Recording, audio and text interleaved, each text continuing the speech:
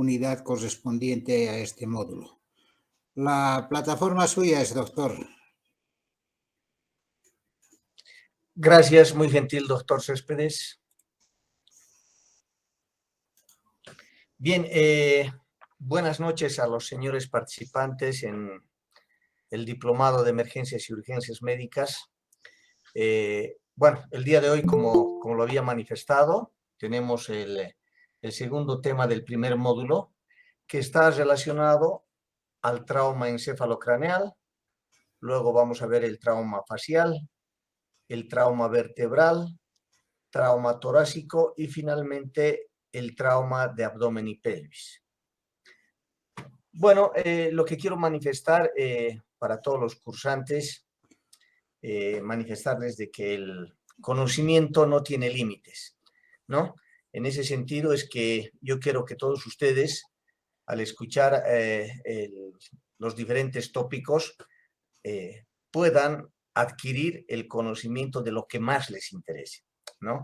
Cada uno de nosotros ha ido viendo a través del tiempo diferentes unidades, diplomados, cursos, certificaciones, maestrías, doctorados, etcétera, etcétera, y de cada uno de ellos siempre ha ido agarrando algo para poner en práctica en su vida cotidiana. Eso es lo más importante que debemos tomar en cuenta. Por lo tanto, el día de hoy vamos a comenzar con el trauma cráneoencefálico.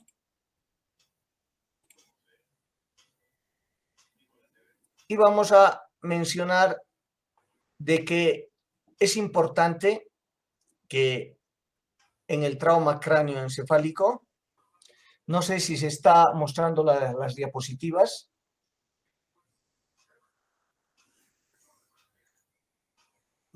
Todavía. Todavía, bueno, está cargando entonces.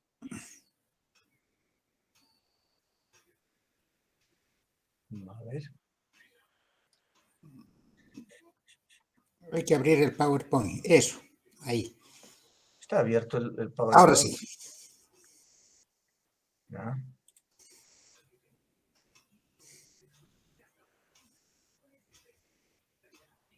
¿Se está viendo ahora la presentación? No. No, en este momento no. Ahora sí. No, otra vez.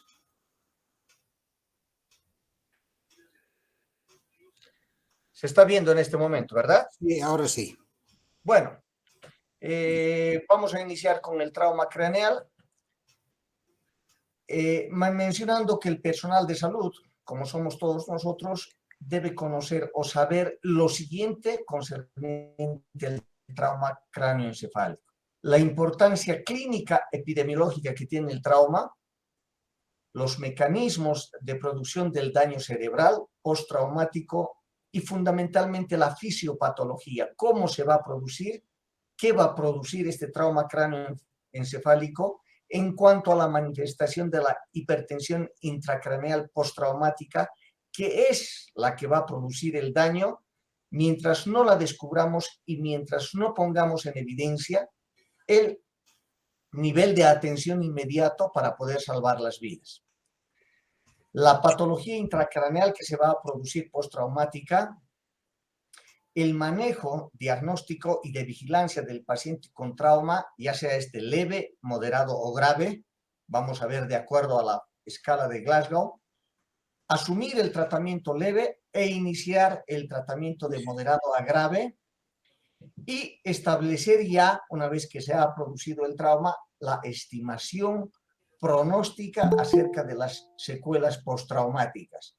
Uno obviamente identificando, viendo el trauma donde se ha realizado, puede ser en el cráneo encefálico o en la región cervical. Mientras más alta el trauma, obviamente más lesiones va a tener este paciente. Entonces, para nosotros saber e informar a la familia, porque fundamentalmente ya habíamos dicho la anterior vez que en la información que el médico o el personal de salud dé a los familiares lo que se está haciendo, ahí obviamente va a saber de lo que estamos trabajando. Mientras nosotros nos encerremos y no informemos lo que se está realizando con el paciente, obviamente uno no sabe y existe la desesperación y obviamente está el interrogante, ¿qué estarán haciendo? Y va a ser peor obviamente cuando tengamos a ese paciente obviamente con el fallecimiento y solamente le digamos, bueno, acaba de fallecer, pero ¿por qué? Se ha hecho esto, se ha hecho el primer reconocimiento, se ha hecho el laboratorio, todo lo que estaba a nuestro alcance. Eso es importante en cuanto al manejo del traumatismo cráneoencefálico. ¿Cómo vamos a clasificar los traumatismos cráneoencefálicos? Dos puntos importantes que debemos tomar en cuenta. Uno, según la integridad de las cubiertas craneales, vamos a decir que es trauma cerrado o trauma abierto, ¿no es cierto? Cuando estamos hablando de trauma cerrado, obviamente estas cubiertas están intactas, el cuero cabelludo, la dura madre, la calota, todo está cerrado. Entonces, no hay lesión que se esté viendo por fuera. Sin embargo, la lesión va a estar por dentro. Cuando hablamos de abierto, obviamente, cuando algunas de estas cubiertas, ya sea por arma de fuego o contusión o compresión, obviamente va a producir una solución de continuidad, una disrupción de las cubiertas cerebrales que obviamente siempre van a ser obligatoriamente quirúrgicas. Hay que reparar porque no podemos dejar el encéfalo descubierto. Ahí la importancia entonces de identificar si es trauma cerrado o trauma abierto. Según la severidad del daño cerebral que se pueda producir o con disfunción neurológica, de acuerdo a la escala Coma de Glasgow, vamos a indicar que este trauma es leve cuando tenemos una puntuación de la escala de Coma de Glasgow entre 14 y 15. Trauma moderado cuando tenemos una puntuación de 9 a 13. Quiero manifestar que antes una puntuación de 13 se incluía en el trauma leve, pero actualmente está incluida ya en el trauma moderado. Y trauma grave cuando tenemos en la escala de Coma de Glasgow de 3 a 8. Esta puntuación define ya el estado de coma de este paciente. No nos olvidemos que obviamente un paciente puede venir en alerta, o sea, completamente despierto, puede estar letárgico, puede estar estuporoso, ya con diaforesis o sudoración continua, y finalmente ya comatoso, que va a llegar obviamente en una escala de Coma de Glasgow de 3 a 8. Esta es la escala de Coma de Glasgow que ya la habíamos visto anteriormente cuando hablábamos del déficit neurológico, en el D, no se olvide, ¿no es cierto? Que está relacionado obviamente con la apertura ocular, obviamente, que vamos a tener de manera espontánea, puede ser a la voz, al dolor o finalmente nula. No responde, obviamente, a ningún estímulo, ¿no? Vamos a tener también una evaluación de acuerdo a la respuesta motora que tengamos. Levante el pie, flexione el pie, extiende el pie, ¿no? Gira, levanta la pelvis, obviamente. De acuerdo a ello, vamos a tener nuestra puntuación de que obedece órdenes, obviamente localice el dolor, el lugar del dolor, ¿no? Entonces, de acuerdo a eso, también le vamos a dar una escala de Coma de Glasgow. Y finalmente, una respuesta verbal. Cuando estamos hablando de las respuestas verbales, que obedece órdenes y normalmente decimos que está orientado en tiempo, ¿sí? Cuando es, en persona, quién es, y obviamente en tiempo, espacio y persona. ¿Y dónde está? Entonces, de acuerdo a esa respuesta también, nosotros vamos a colocar una puntuación. Y de acuerdo a ello, vamos a clasificar a este paciente si está en un estado leve, moderado o grave. ¿Cuáles son los tipos de daño cerebral postraumáticos? ¿No es cierto? Vamos a ver inicialmente daño primario. ¿Cuál es el daño primario? Este ocurre inmediatamente después del impacto craneal por las fuerzas de contacto, ya sea aceleración y desaceleración. Este daño generalmente es irreversible. ¿Qué quiere decir? Viene el daño, golpea, ¿sí?, el cráneoencéfalo y obviamente va a tener una complicación de alguna ruptura, por ejemplo, la arteria meningia media. Bueno, ese daño no es evitable porque se ha producido durante la colisión, durante la aceleración o desaceleración. El daño secundario, en cambio, es debido a eventos secundarios como la hipoxemia y la hipotensión, ¿sí? Obviamente, ¿por qué se va a producir una hipotensión? Por un shock hemorrágico, que eso sí podemos evitarlo. Lo hemos dicho, está en la sed, como la circulación. Si yo veo que hay un sangrado, debo cohibir el sangrado, ya sea si es en miembros con torniquete o si es a nivel torácico o abdominal, obviamente con compresión, viendo dónde se ha producido la lesión. Por lo tanto, el daño secundario puede ser evitado y prevenido en parte de acuerdo al conocimiento que tiene el personal de salud. Y finalmente el daño terciario, obviamente que eso se produce después y obviamente ya está relacionado con la muerte neuronal, glial, de manera retardada, obviamente por la famosa liberación masiva de neurotransmisores como el glutamato, el aspartato o obviamente los neurotransmisores, la alteración de las bombas iónicas transmembrana y disrupción del equilibrio iónico con entrada masiva de calcio al interior celular. No se olviden que el movimiento intracelular es constante, muchas veces equilibrado, pero muchas veces cuando hay una disrupción en este equilibrio, obviamente ingresa más calcio con la muerte o la apoptosis o la peroxidación lipídica de la membrana celular, ¿no? Eso es importante conocer. ¿Cuáles son las lesiones craneales postraumáticas? Puede ser el cuero cabelludo con erosión, abrasión, heridas inciso contusas o el famoso scalp, que puede levantarse todo el cuero cabelludo, ¿no? Puede ser del hueso, hundimiento o fracturas de la calota. Puede haber hematomas extracerebrales, fuera, obviamente, de la masa encefálica, ya sea epidural y subdural. O puede ser contusión o hematoma cerebral del mismo parénquima cerebral dentro de la calota. Puede existir lesión axonal difusa, ya habíamos visto en un momento terciario, y finalmente el edema cerebral. Es importante, antes de considerar las lesiones craneales y cerebrales postraumáticas, recordar que el trauma craneal se puede asociar a lesiones vertebrales. Obviamente, el movimiento anterior y posterior que va a tener la calota va a producir una lesión vertebral, que a su vez pueden causar daño en la médula espinal.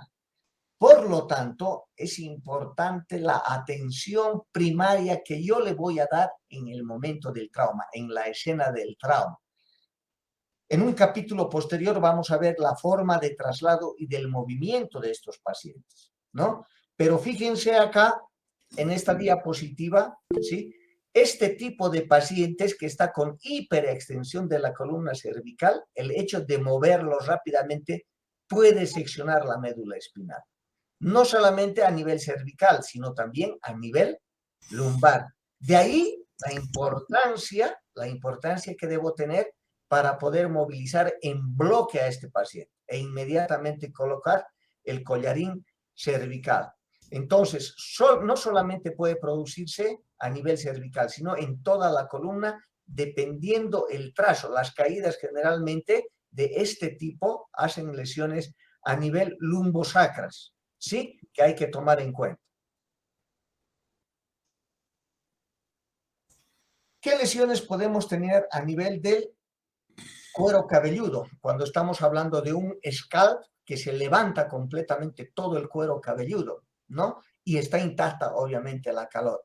Hay que identificar la epidermis, la dermis, puede estar en un sangrado importante a nivel galeal, ¿no? Generalmente es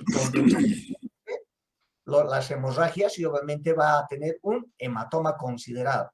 Estas muchas veces pueden dejarse cuando son mínimas, pero sí, a través de una punción se pueden también evacuar. O posteriormente, sin embargo, estas lesiones que se quedan a nivel galeal pueden muchas veces infectarse y crear, obviamente, abscesos a nivel del cuero cabelludo. De ahí su importancia para ver dónde se encuentra, ¿no? Estas lesiones pueden deberse a erosiones, laceraciones, contusiones o desgarro o abulsión. Finalmente, falta de un compromiso o falta de parénquima del cuero cabelludo. O finalmente a través del sangrado abundante, ¿no es cierto? Como habíamos manifestado. Estas lesiones en el cuero cabelludo son abundantes en el sangrado. Por lo tanto, hay que generar o hay que dar puntos importantes para poder cohibir ese sangrado, que no solamente puede ser externo, como les digo, también puede ser interno y crear un hematoma que posteriormente puede infectarse y volverse un absceso. Fíjense los tipos de colecciones hemorrágicas postraumáticas a nivel solamente del cuero cabelludo, ¿no es cierto? Puede haber debajo de la galea, importante formación del hematoma.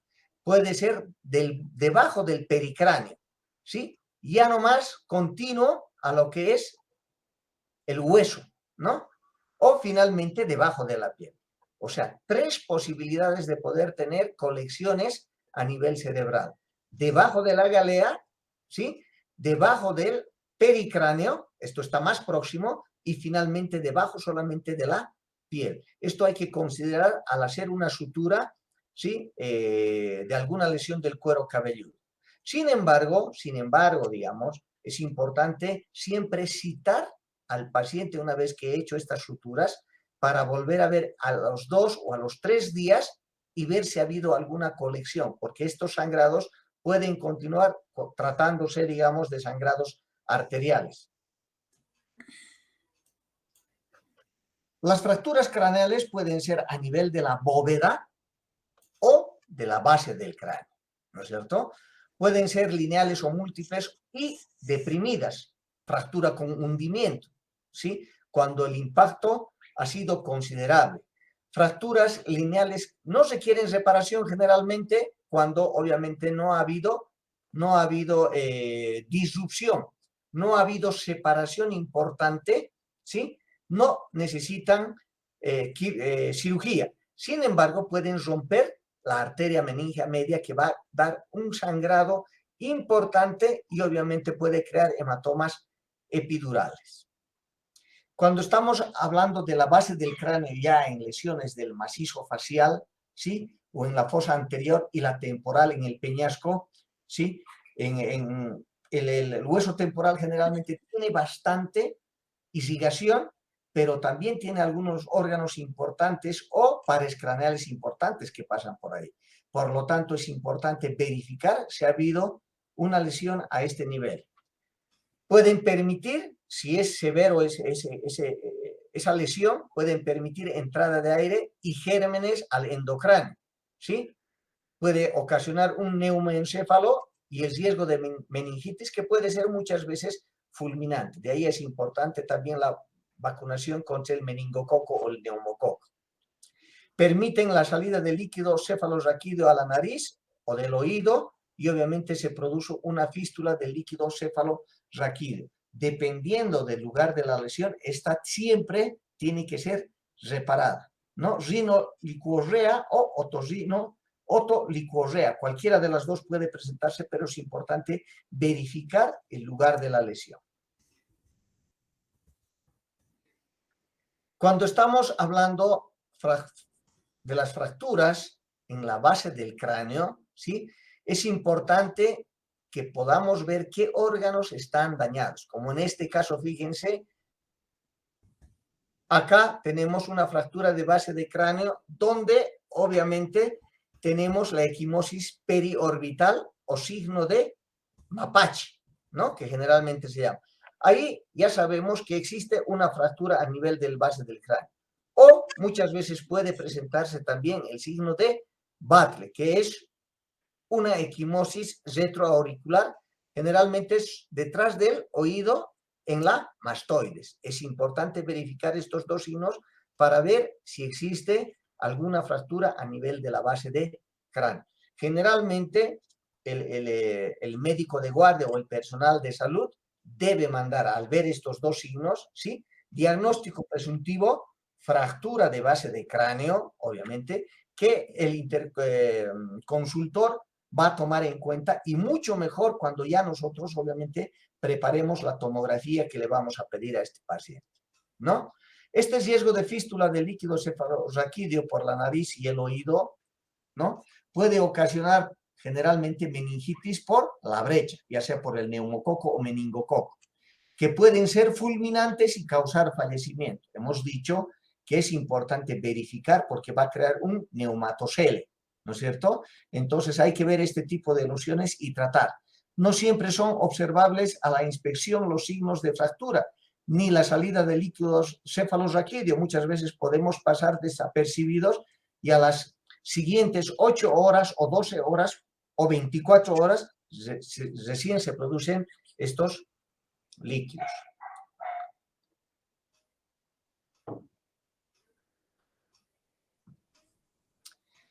¿Cómo vamos a hacer el manejo del paciente con trauma craneal? Inicialmente hay que ver el diagnóstico inicial. Ha sido en la base del cráneo, ha sido en la calota, ¿sí? Cómo se ha producido, pautas del ingreso para observación, cómo ha llegado, con qué medicación ha llegado, cuál es el régimen para el traslado a la unidad neuroquirúrgica, ha sido con collarín, ha sido la más adecuada.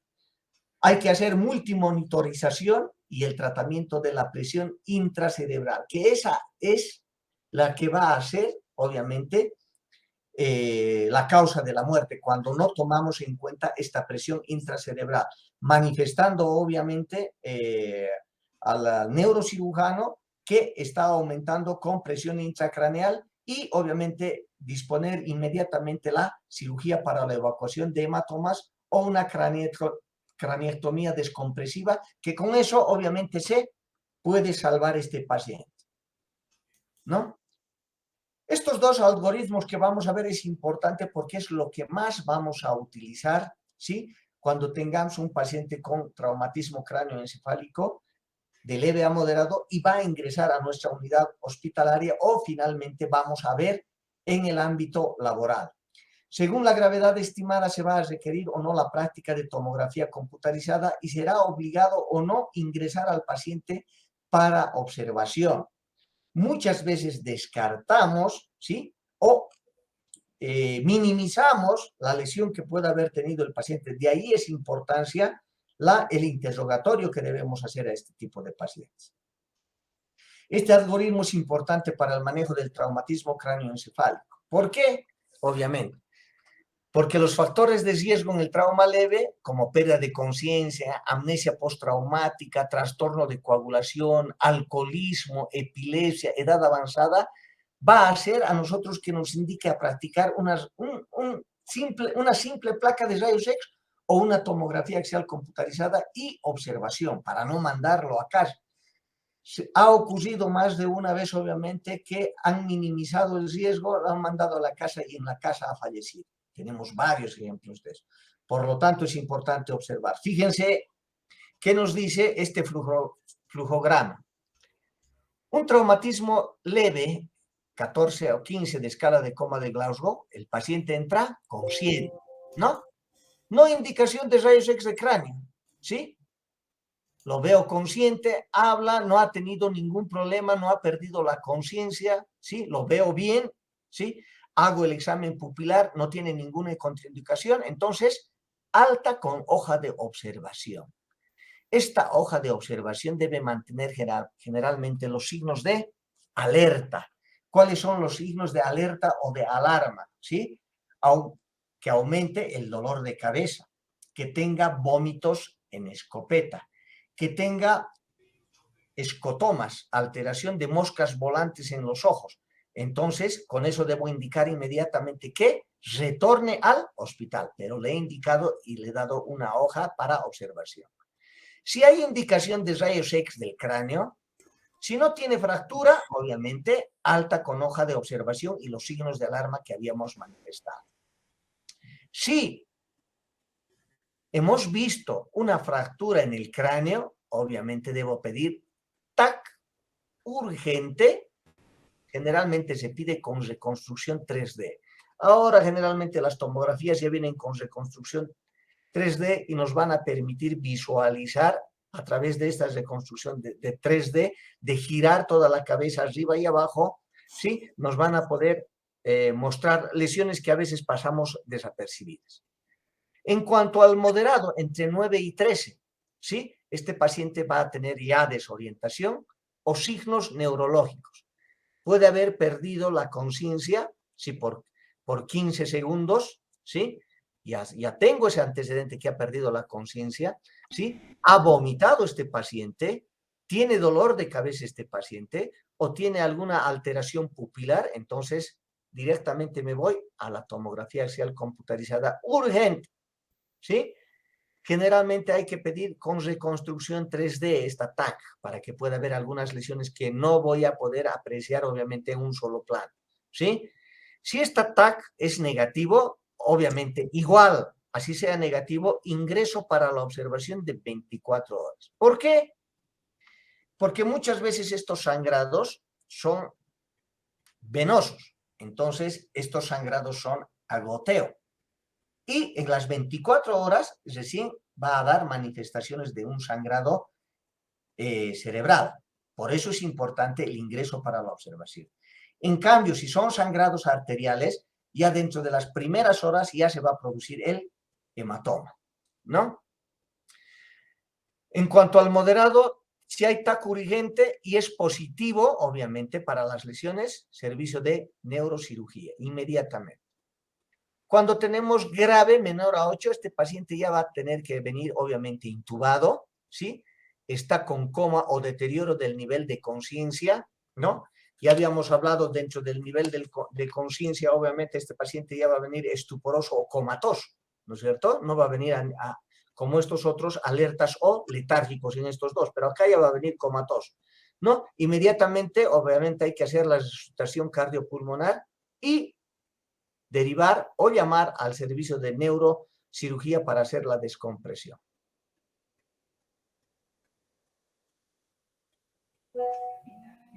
Finalmente mostramos esta diapositiva que nos va a permitir identificar adecuadamente qué tipo de hematoma tiene para que yo pueda manifestar y decirle al neurocirujano o al personal que esté derivando con propiedad, se trata de un hematoma subdural, epidural, intracerebral o finalmente subaracnoideo, ¿no? Acá nos indica este gráfico claramente, fíjense claramente. Cuando yo tengo, ¿sí?, un hematoma que se ve así, ¿sí?, media luna, este se localiza generalmente entre el cráneo, o sea, el hueso, y la dura madre. Aquí está empujando la dura madre, ¿sí? A este vamos a llamar hematoma epidural, ¿sí? Hematoma epidural. Cuando tenemos un hematoma subdural, estamos hablando que este se localiza ya, pero dentro, ¿no?, de la dura madre y la aracnoides. Dentro de la dura madre y la aracnoides, ¿sí? Hematoma subaracnoideo, está hablando debajo de la aracnoides, ya acá, debajo de la aracnoides, se ubica entre la aracnoides y la pía madre del cerebro. Y finalmente el hematoma intracerebral o intraparenquimatoso, ya ha inundado todo el cerebro. Generalmente cuando hay este tipo de hematomas intraparenquimatosos, generalmente hay que esperar que reaccione el cuerpo. Acá no vamos a abrir, no vamos a manejar la masa encefálica, no. Pero en estos todavía sí tenemos posibilidad de poder hacer una evacuación de estos hematomas. Este cuadro es importante para poder identificar y con, obviamente, viendo algunas tomografías o algunas otras diapositivas, uno ya se va familiarizando con este tipo de imágenes y obviamente hace un diagnóstico adecuado para llamarlo al neurocirujano y pueda obviamente realizar la craneotomía y descomprimir obviamente y se puede salvar a este paciente. Va a depender, como les digo, va a depender del tiempo, ¿sí?, en el cual yo he podido diagnosticar y hacer la craneotomía para que pueda salvarse este paciente. De acuerdo a la cantidad del tiempo, obviamente también van a venir secuelas mucho más graves si es que no he tomado las medidas adecuadas. Si tenemos alguna pregunta del trauma craneal o algún comentario del trauma craneal, por favor.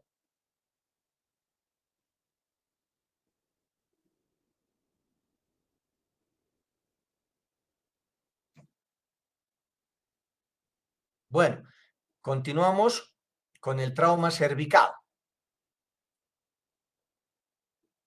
Cuando estamos hablando del trauma cervical, obviamente, tenemos que tomar en cuenta qué signos vamos a encontrar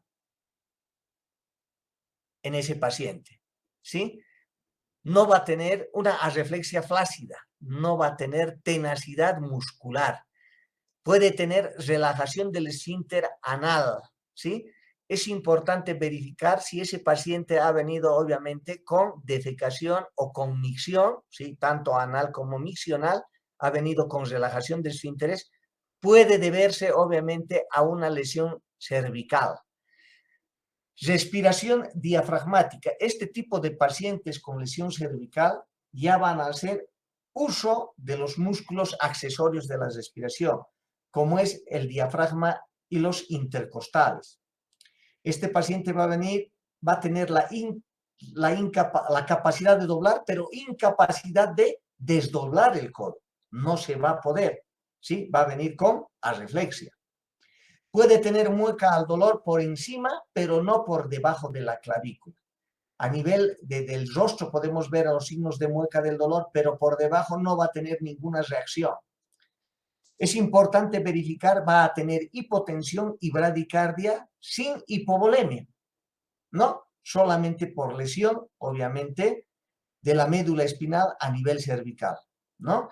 Y finalmente puede venir con priaprismo, que es obviamente, como ustedes conocen, la erección del pene por tiempo prolongado sin estímulo sexual. Ya viene con ese problema este paciente. Eso nos debe hacer pensar que estamos recibiendo o que estamos frente a un paciente con lesión cervical. ¿Cómo podemos más o menos identificar estos segmentos medulares? Vamos a ver a nivel C1, generalmente está afectado el trapecio, vamos a ver lesiones del trapecio. C2 tiene que ver relacionado a lesiones con el esternocleidomastoideo, obviamente no va a poder girar la cabeza, no va a poder mover la cabeza. C4 a nivel del diafragma, que es un músculo importante para la respiración y obviamente va a comprometer el cuadro respiratorio del paciente. C5 y C6, que está relacionado con la abducción de los brazos, ¿sí? O finalmente con los supinadores del antebrazo. C6 y C7 está relacionado con los extensores del brazo. T2 y T6 intercostales, tanto superiores como inferiores. Y T7 y T12, que está relacionado con los músculos abdominales. Generalmente ustedes saben que con la respiración abdominal generalmente es más de la mujer que del varón. Entonces hay que tomar en cuenta también para considerar el tratamiento con del sexo femenino. Y finalmente L1, que está relacionado con el flexor de cadera, ¿no? Por eso es importante tomar en cuenta, más o menos identificando este tipo de segmentos medulares, dónde ha ocurrido la lesión.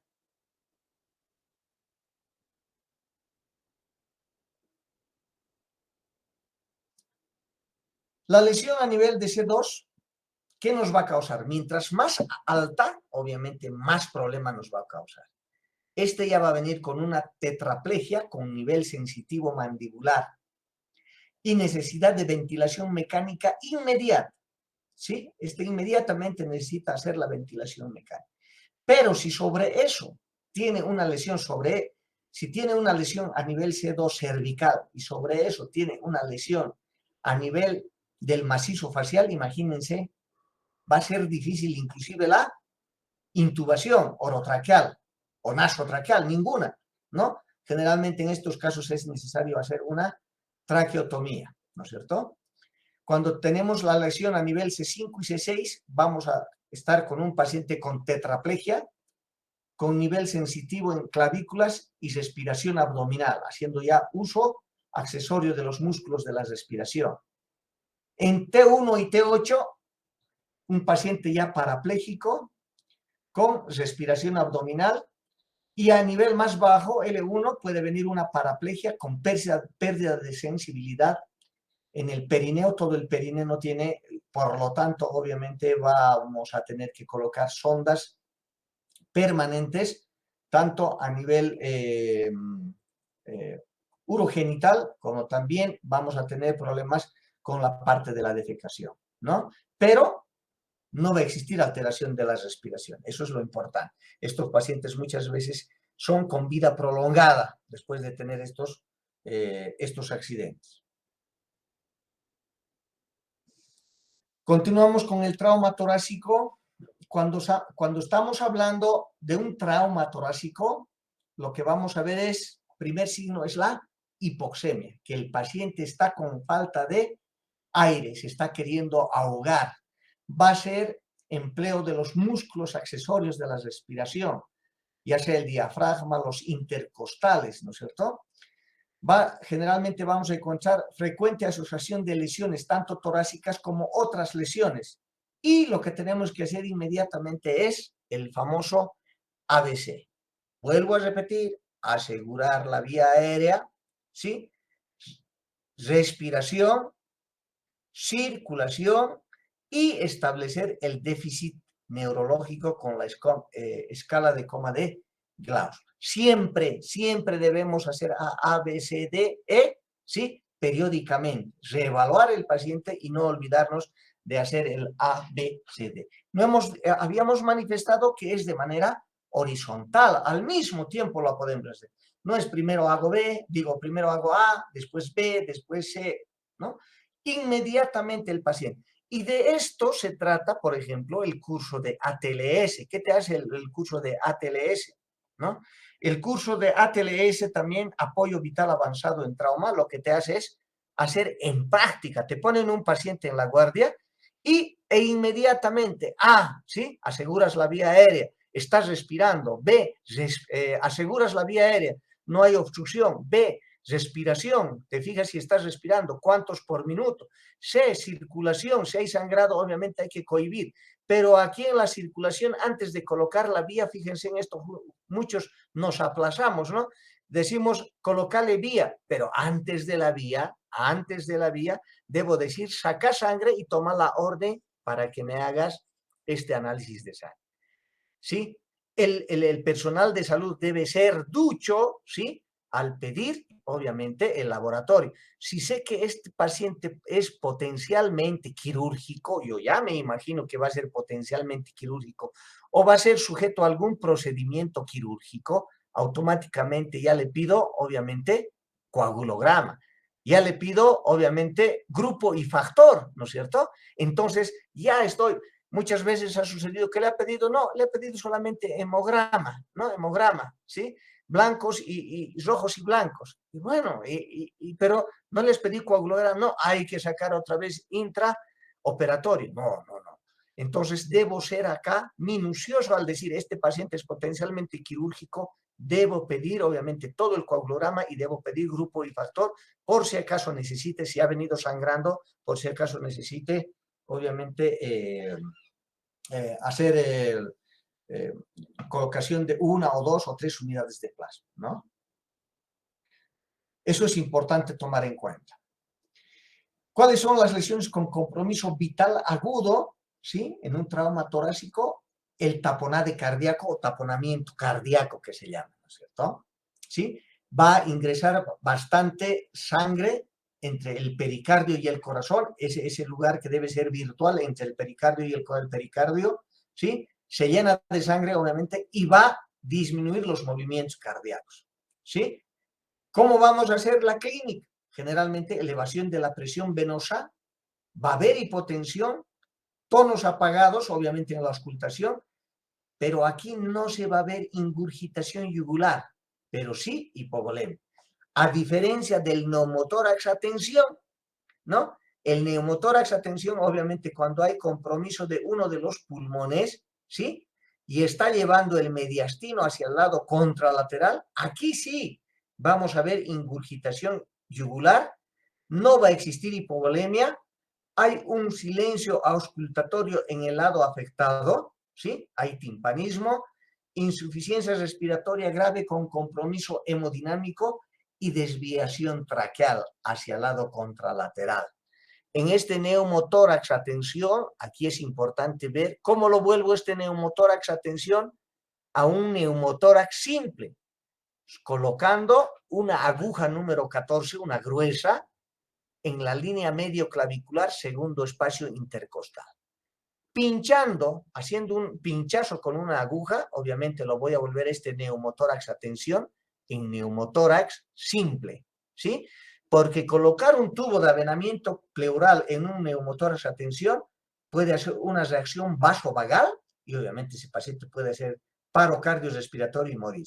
Por eso es importante siempre transformar este neumotórax, atención, a un neumotórax simple. ¿Y cómo? Fácil, ¿sí? Colocando un pinchazo, una aguja, número 14, una gruesita, ¿sí? Segundo espacio intercostal, línea medio clavicular. Con eso salvo a ese paciente y le transformo este neumotórax, atención, a un neumotórax simple.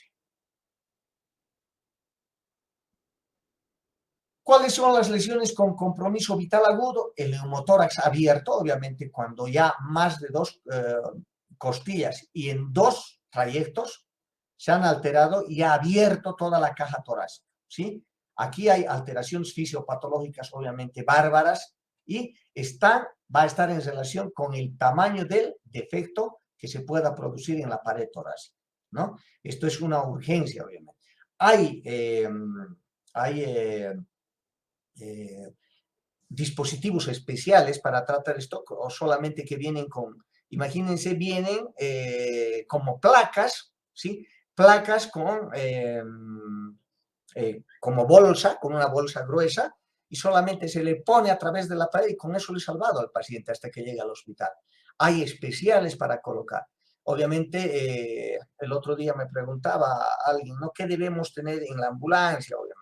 ¿Qué debemos tener en la sala de urgencias? Obviamente, mientras mejor esté equipada, con el transcurso de la ciencia, todos los días se descubren más artefactos, más insumos para terapia intensiva. Obviamente, si nos quedamos parados, si no tenemos presupuesto, cada vez vamos a estar más limitados, obviamente también van a existir cada vez mal manejo de nuestros pacientes. Pero mientras más tengamos, obviamente uno quiere tener más, pero no solamente es tener, sino capacitarse también en el manejo de esta indumentaria o de estos insumos médicos que disponemos en el caso de paro, ¿sí? En la ambulancia, en la sala de emergencias, etcétera, etcétera. Y finalmente un hemotórax masivo, obviamente cuando se han comprometido, obviamente vasos grandes, cuando obviamente puede haber una lesión de compromiso de un segmento pulmonar grande. En ese caso, obviamente, también va a haber un hemotórax masivo y si no va, obviamente, darse solución a eso, va a ser un shock hemorrágico y, obviamente, va a morir por eso este paciente. Estas son de urgencia, inmediatas para, obviamente, el cirujano de tórax pueda, obviamente, hacer su atención.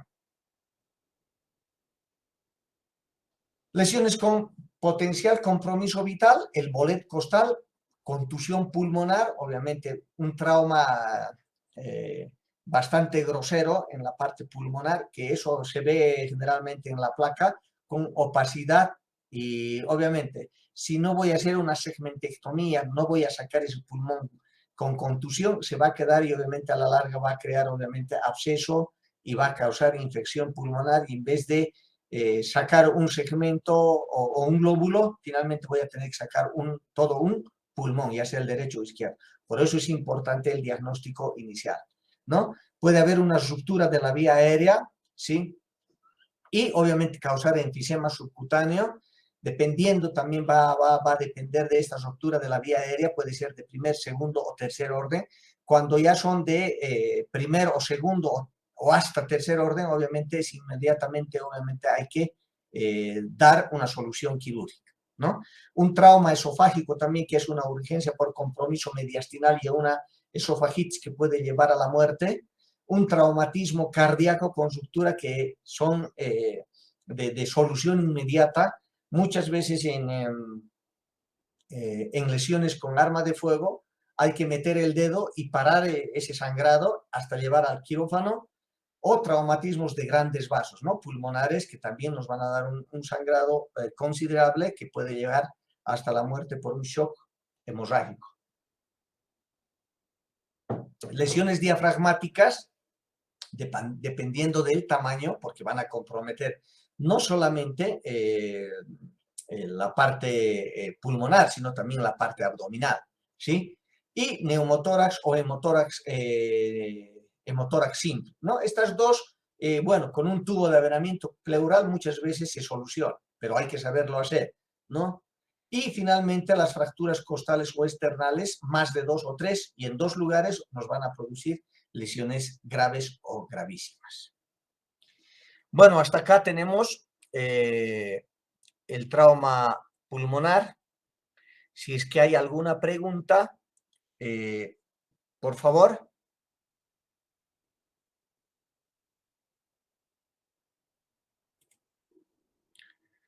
Si tenemos alguna pregunta de los temas, por favor, para tomar... Doctor, buenas noches. Sí, En el caso de que haya un neumotórax a tensión, se puede poner lo que es la aguja número 14 y posterior a eso se tiene que poner en sello de agua o solo así. sí, cuando has visto vos un neumotórax a tensión, ¿no? En una plaquita, ¿cómo vas a ver un neumotórax a tensión?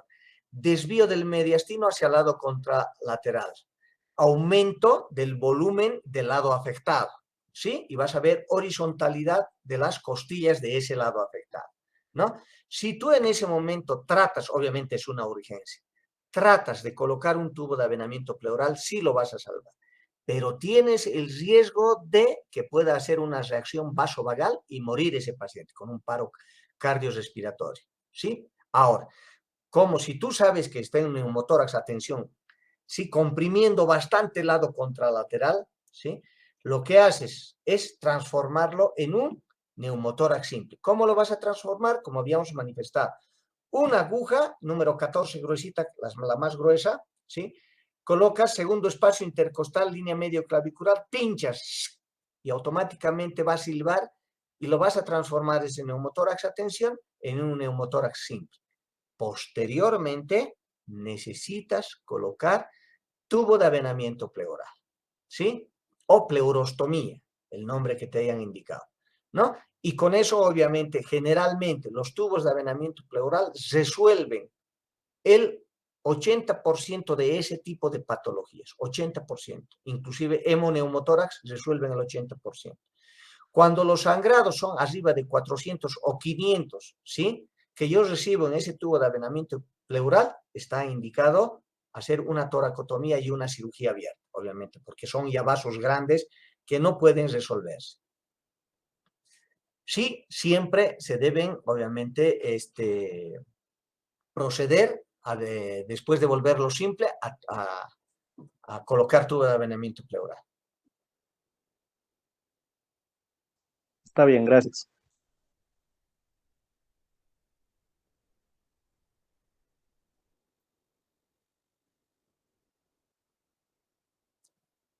Si tenemos alguna otra pregunta, algún comentario.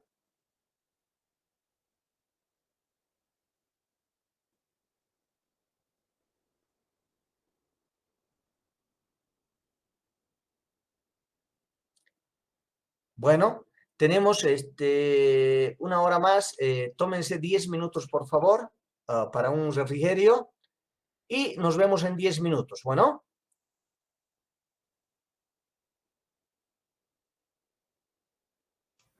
Perfecto, los que gustan se mantienen en línea y el resto también, si no, reingresamos en 10 minutos.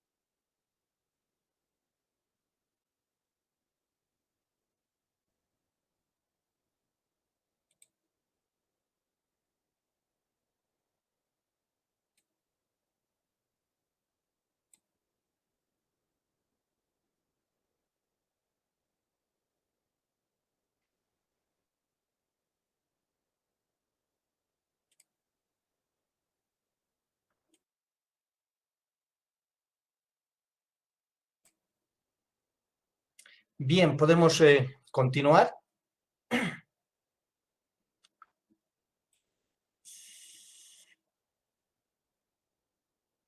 Doctor, adelante, podemos continuar. Ya, perfecto.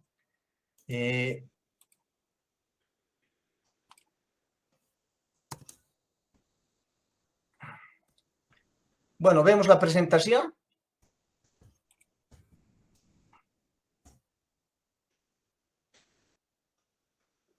Todavía hay que habilitar el PowerPoint. Uh-huh.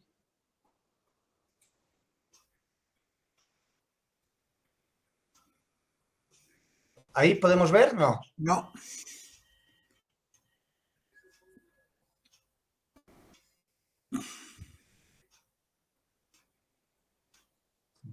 No está abierto el PowerPoint. A ver, a ver.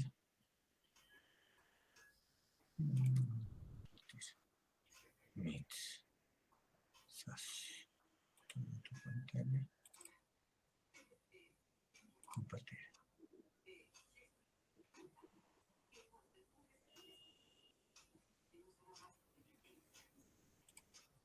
Ahora sí. Ahí estamos bien, ¿no? Perfecto.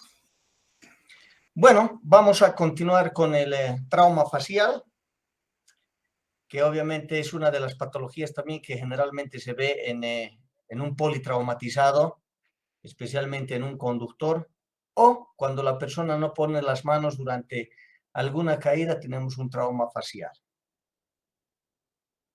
Cuando hablamos de la epidemiología del trauma facial, podemos manifestar que tenemos fracturas mandibulares en el 2%, ya sea mandíbula superior o inferior, Lefort 2 en el 5%. Vamos a ver, lo que más importa, a mí lo que más me interesa es que el personal de salud identifique qué es un Lefort 2, qué es un Lefort 1 y Lefort 3. Generalmente eso es lo que vamos a diagnosticar nosotros y en qué consiste vamos a ver. Pero esto es la epidemiología, ¿sí?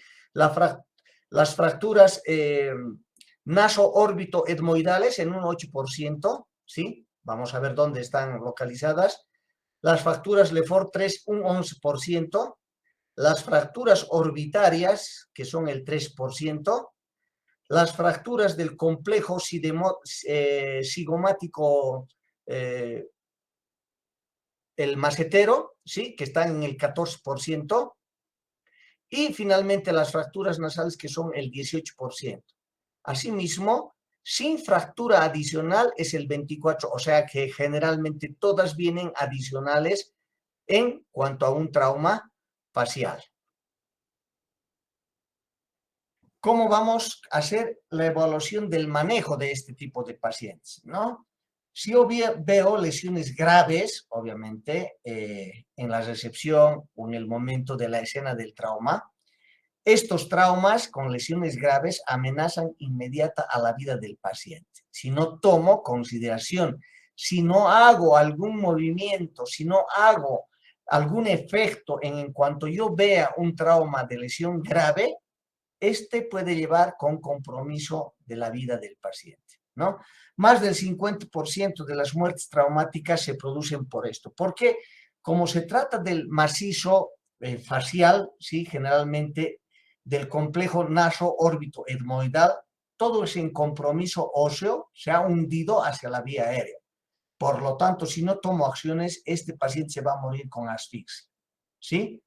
Lesiones urgentes se llaman cuando obviamente los signos vitales están estables. Son lesiones graves que requieren una inmediata intervención, pero no suelen ser mortales. Obviamente este paciente respira, la vía aérea no está obstruida, a diferencia de las lesiones graves, ¿no? Y lesiones no urgentes, generalmente la mayoría de las lesiones comunes no presentan amenaza inmediata de la vida. Está generalmente relacionada con los huesos propios de la nariz, un desvío de tabique o huesos propios de la nariz, que estos pueden ser diferidos inclusive después de haber tratado el resto de las lesiones que tiene el paciente. De ahí la importancia de identificar si son lesiones graves, lesiones urgentes o si no son lesiones urgentes. ¿Cuál es el manejo inicial? Nuevamente, ¿sí? Asegurar la vía aérea, ¿sí? La respiración, verificar que ese paciente esté respirando en este tipo de lesiones. Fíjense, un trauma de esta magnitud que va a ser un hundimiento de todo el macizo facial o una disyunción cráneo-facial, ¿sí? Que va a comprometer toda la vía aérea, nasofaringia y orofaringia. Ni siquiera van a poder, obviamente, hacer la intubación, por lo tanto, se buscará una cricotiroidotomía o cricotiroidectomía, cualquiera de las dos para poder hacer, ¿no es cierto? Y salvar a este paciente. Ver la circulación, que no exista sangrados, cohibir si hay sangrados, ¿sí? Valorar el déficit neurológico, verificar pupilas, ¿sí? Están isocóricas, están midriáticas, mióticas, hay que ver, verificar y hacer la exposición, revisar completamente a este paciente si está con, obviamente, con ropa, ¿no? Y posteriormente abrigar para no perder, obviamente, y hacer una hipotermia, ¿sí? Generalmente este tipo de lesiones, fíjense, de la respiración nasofaringia y orofaringia, si hay este compromiso, obviamente, de esta disminución, va a tener compromiso de la vía aérea, ¿sí? Hay que ver control de sangrados masivos que inclusive pueden entrar a la vía aérea al hacer los movimientos respiratorios, ¿sí? Los cuidados de ATLS. Ya habíamos manifestado que ATLS, sí, en castellano es apoyo vital avanzado en traumas, ¿no? Las siglas en inglés, ¿sí? Y finalmente ver la posibilidad de que esto esté comprometido, todo el macizo facial, hacer una cricotiroidectomía o cricotiroidectomía, cualquiera de las dos, que es lo mismo.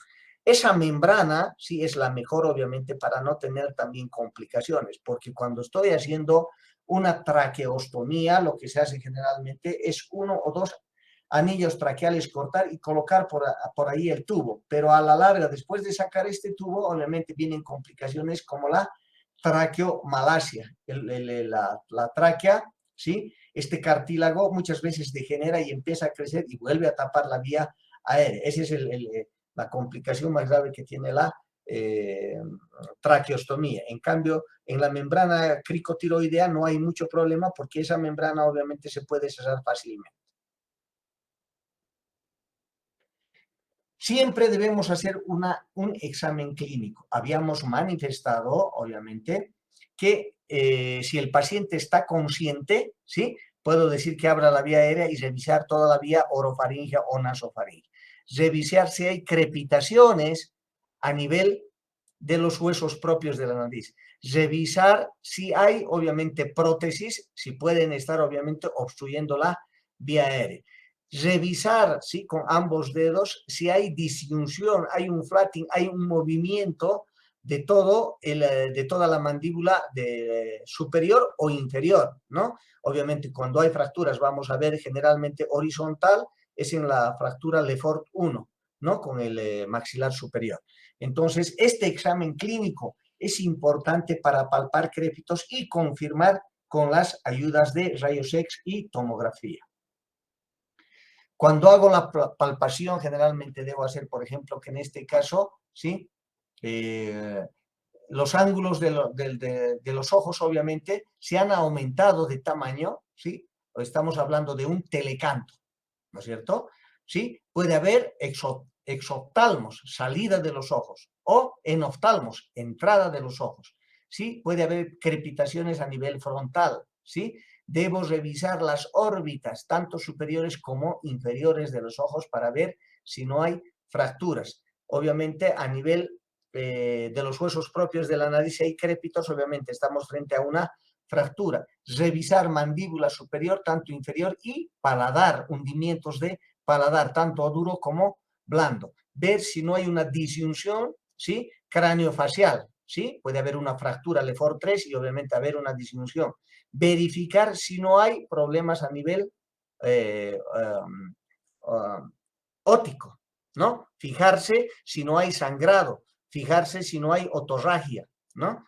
Entonces, verificar, obviamente, a través del macizo facial si no hay un Lefort 3. Estamos hablando de un Lefort 3, ¿sí? Entonces, vamos a hacer los movimientos derecha, izquierda y de arriba hacia abajo si no hay un movimiento de todo ese bloque. Y obviamente, con toda esta palpación, vamos a pedir las radiografías indicando si es considerable una mentonasoplaca, una frontonasoplaca, proyección de Cadwell, proyección de Waters. Entonces va a depender de eso que yo pueda pedir una placa y poder asesorar más al especialista para poder llamar. A la inspección, ¿qué voy a ver? Obviamente, ¿no? Lo que voy a ver es el signo de Mapache, que se trata de una equimosis periorbital, obviamente, cuando ha habido un sangrado retroocular, signo de Mapache, ¿no? Este me va a decir que generalmente hay fractura de base de cráneo.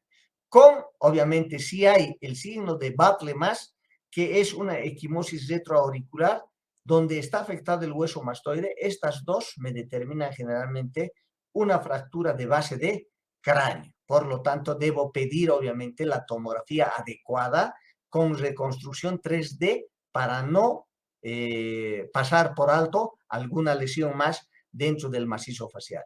El signo de Maurel, que consiste en, obviamente, una equimosis a nivel del paladar, que me está indicando que hay una fractura horizontal. Y finalmente el signo de Guerin, que hay una equimosis a nivel del, obviamente, de las mucosas en el párpado superior, ¿no? Estas dos también me van a indicar si hay una fractura Lefort, generalmente 1. Cuando hay fracturas del tercio superior, estamos hablando tercio superior, tercio medio y tercio inferior, la mandíbula, ¿no? Cuando estamos hablando del tercio superior, vamos a suponer que este es un impacto, obviamente, de energía 2 veces más de la energía a producirse, ¿sí? Porque no nos olvidemos que aquí están las arbotantes o huesos duros, la parte dura del macizo facial. Por lo tanto, para ser producida esta lesión, obviamente ha debido ser una energía bastante considerable y hacer una fractura. Fíjense, con un hundimiento del seno frontal, ¿no? ¿Qué vamos a tener? Obviamente una equimosis. Vamos a tener depresión ósea, crépitos a nivel de la palpación. Vamos a tener dolor o parestesia, edema periorbital, ¿sí? Y ginorrea u otorrea, salida de líquido cefalorraquídeo, ya tanto por la nariz o por el oído. Eso nos está hablando de un impacto considerable para ver fracturas del tercio superior. Cuando estamos hablando del tercio superior y bajamos un poco más a las fracturas orbitarias, estamos hablando que estas fracturas orbitarias pueden ser complicaciones oftálmicas como diplopía, que quiere decir la persona está viendo doble, ¿no? En oftalmos, ¿sí? Hay un hundimiento del globo ocular o finalmente exoftalmos, hay una salida anormal del globo ocular. ¿Qué signos y síntomas vamos a ver? Edema y equimosis periorbitaria, el famoso signo de Butler, puede ser bilateral, hemorragia subconjuntival, la conjuntiva llena de sangre, movilidad ocular restringida. Aquí hay que revisar generalmente pares, el 2 y el 3 generalmente, ¿no? El óptico y el motor ocular común. Entonces están afectados obviamente por sangrado y obviamente por alguna lesión como sutura, y finalmente puede ver el paciente doble hacer una diplopía. Habíamos visto igual las fracturas naso-órbito-etmoidales, ¿no es cierto? Naso, órbito y etmoides, todo el etmoides hasta la parte posterior, ¿no? El hueso etmoides y los huesos nasales propios y apófisis ascendentes de los maxilares están completamente comprometidos. ¿Qué signos vamos a ver? Edema periorbitario, rinorrea, fractura de nariz, nariz aplanada generalmente vamos a ver. Hay un telecanto. ¿Qué quiere decir telecanto? Hay un aumento de la distancia entre los ángulos oculares mayor de lo normal. Hay epistaxis, sangrado, y hay epífora. Obviamente, el lagrimeo permanente de ese paciente, ¿no? Esos signos van a hacer que estamos frente a una fractura naso-órbito-etmoidal. Fracturas malares. El malar, ustedes saben que el hueso malaro-cigomático se encuentra a ambos lados y es el más prominente en la cara, ¿no? Cuando estamos hablando de este tipo de fracturas, fíjense, el hundimiento en oftalmos, un hundimiento del ojo, ¿no? Por esta fractura. Va a haber parestesia, anestesia en el nervio infraorbitario, no se siente este sector, ¿sí? Va a haber enfisema aéreo, ¿sí? Como al apretar vamos a sentir obviamente como una esponja, ¿sí? Que está a nivel de esa lesión porque ha ingresado aire a nivel de esas cavidades. Vamos a tener enoftalmos. Enoftalmos, esto es hundimiento de los ojos. Vamos a tener exoftalmos o salida de los ojos, o finalmente pérdida de la proyección. Ese paciente no está viendo adecuadamente, no está viendo en las 3 dimensiones que nosotros generalmente debemos ver, ¿no? Es importante verificar, sí, aquí, si tocamos actualmente, digo, necesariamente vamos a tener un crépito a ese nivel del hueso malar o cigomático. Es importante tomar en cuenta que el personal de salud, el médico que está en la guardia, ¿no? ¿Qué debe pedir? Debe pedir una TAC, una tomografía axial computarizada de cara y senos paranasales, más, esto es importante, más reconstrucción de 3D. Porque si no hacemos una reconstrucción 3D, solamente vamos a ver un solo plano y no vamos a ver algunas fracturas ocultas, como vemos en 3 planos, ¿me entiende? Esta posibilidad de hacer una reconstrucción 3D que ahora están viendo casi todos los tomógrafos, nos permite visualizar, girar, ¿no? Toda la calota a la izquierda, a la derecha, arriba, abajo, y poder identificar alguna fractura que aparentemente en un solo plano no podamos ver. Este es un solo plano, pero esto sí nos va a poder dimensionar los 3 planos y poder ver, obviamente, todas las fracturas, todos los senos, ¿no? Que están comprometidos. Entonces, por eso es importante TAC de cara y senos paranasales, más reconstrucción de. Igualmente en tórax ahora se pide reconstrucción 3D para hacer girar todo el tórax, ¿no? Entonces de ahí es la importancia de la petición de un estudio tomográfico adecuadamente, ¿no? No pides 3D, obviamente no te lo van a hacer porque es mayor cantidad de disparos que tiene un tomógrafo, y obviamente el técnico radiólogo va a decir, bueno, no me pidieron 3D, por eso lo hice solamente en un solo plano. Y de ahí la importancia para ver estas fracturas, porque estos huesos muchas veces son minúsculos, ¿no?